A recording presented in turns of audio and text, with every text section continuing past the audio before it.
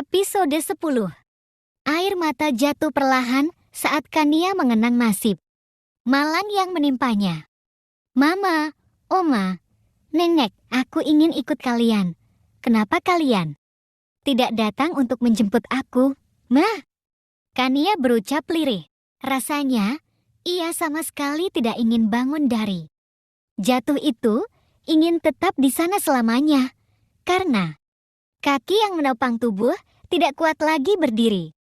Sementara itu, di kamar Sarah, keluarga harmonis sedang ngobrol bersama. Mas, apa tidak akan jadi masalah nantinya jika kita antar Kania seperti seorang pembantu datang ke rumah keluarga Editama? Tanya Salma, seakan ia benar-benar merasa kasihan pada Kania, padahal tidak. Ia malah merasa sebaliknya, sangat-sangat bahagia. Sebaiknya tidak, karena menurut perkataan Pak David, ia sedang berada di luar negara sekarang. Ia menyerahkan semua urusan pernikahan padaku. Lalu, bagaimana cara kamu menyiapkan pernikahan? Jika kamu langsung mengantarkan Kania besok, apa kata Pak David nantinya kalau dia tahu pernikahan itu sebatas ijab kabul saja, Mas? Itu tidak jadi masalah. Sebelum kita makan malam tadi, Pak David sudah menghubungi aku dan berkata kalau putranya tidak ingin diadakan acara resepsi atau sebagainya. Juga tidak ingin dihadiri oleh siapapun selain orang yang benar-benar penting. Sebagai syarat sah nikah. Apa? Kenapa bisa begitu, Pak? Apa putra Pak David itu tidak punya niat untuk menikah?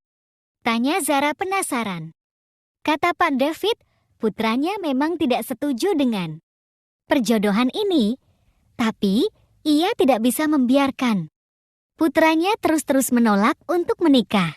Jadinya, ya Pak David terpaksa menyetujui semua permintaan anaknya menikah tanpa ada acara apapun. Wah, kayaknya nasib Kania benar-benar malang. Sudah menikah dengan laki-laki cacat. Tidak tahu bagaimana wajahnya dan laki-laki itu juga ternyata tidak siap untuk menikah. Benar-benar sungguh kasihan, kata Zara dalam hati, sambil menahan senyum.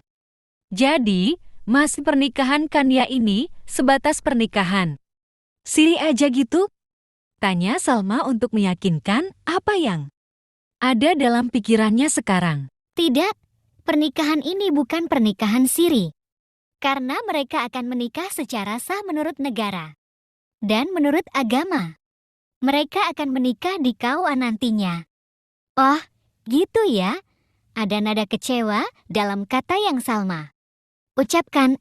Namun, Burhan yang sudah buta akan segalanya tidak bisa menanggapi nada itu. Sial, aku pikir Kania akan menikah siri dengan anak orang kaya itu. Tapi taunya dia menikah secara resmi. Wah, bikin kesal aja, kata Salma dalam hati. Tapi nggak apa-apa, bukankah memang ini yang aku inginkan? Dengan menikahnya Kania, maka harta keluarga Mas Burhan akan bisa aku pindah tangankan. Dan yang paling penting adalah laki-laki itu sebenarnya tidak ingin menikah.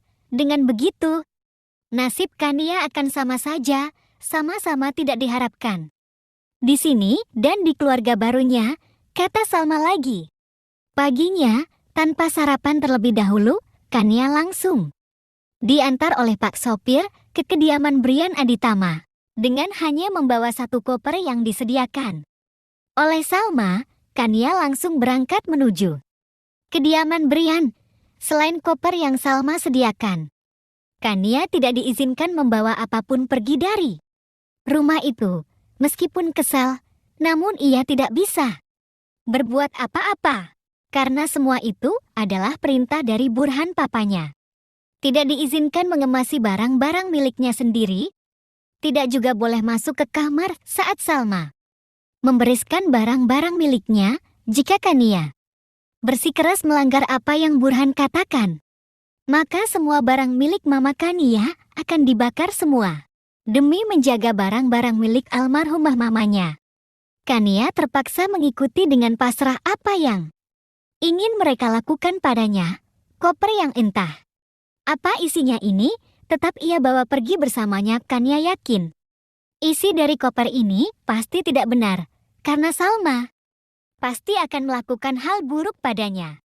Bukan hanya itu, perhiasan yang sebelumnya ia pakai semua ia lepaskan atas permintaan Burhan, katanya. Semua perhiasan yang Kania pakai itu dibeli dengan uang miliknya atau uang dari keluarganya. Maka dari itu, Kania tidak diizinkan membawa satupun barang milik keluarga papanya pergi.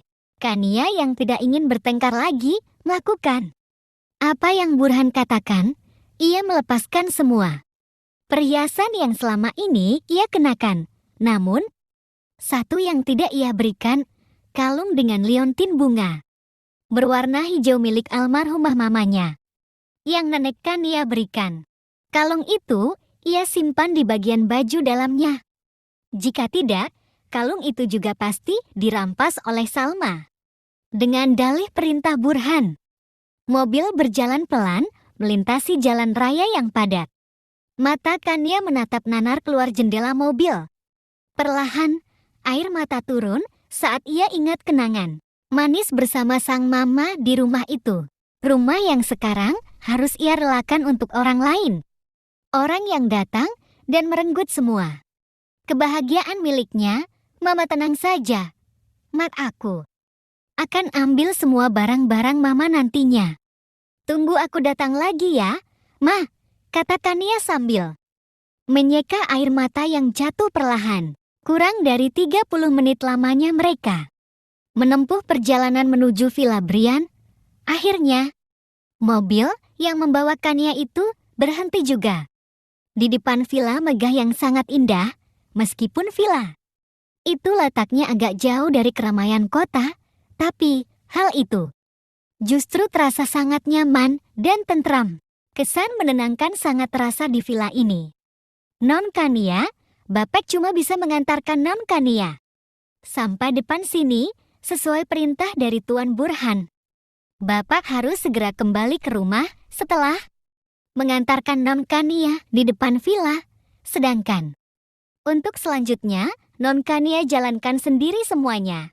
Baiklah Pak Jono, terima kasih banyak telah mau mengantar saya sampai depan sini.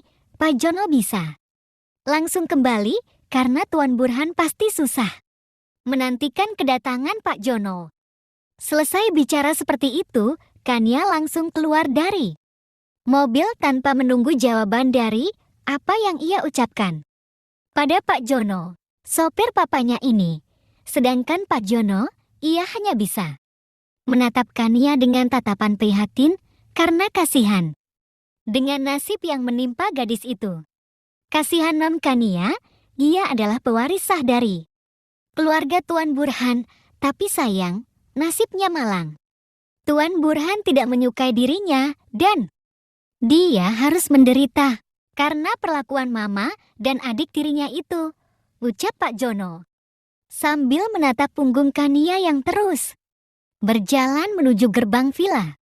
Maafkan Pak Jono, Non Kania, Pak Jono tidak bisa membantu Non Kania karena Pak Jono tidak punya hak dan kekuatan untuk menolong Non Kania.